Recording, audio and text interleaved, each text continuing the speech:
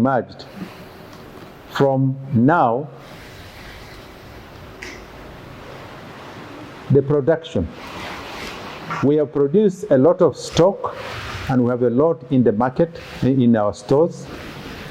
We have a lot of raw materials in our stores, and we cannot sell. Why? Because products from China,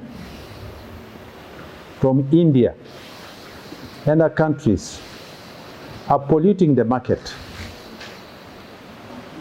We are not able to sell to the national medical stores. And our pricing is very competitive, but because of earlier contracts which had been signed by national medical stores, we are now servicing manufacturers in China who produce their syringes to supply to Uganda. We are now servicing industries from India who produce and supply to Uganda. This is very unfortunate because now we are donating jobs to the Chinese.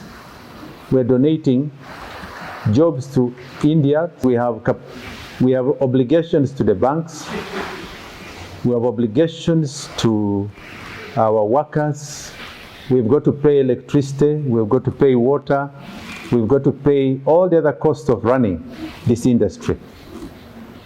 But as it is now, we may be forced to close this industry, unfortunately, because we're not getting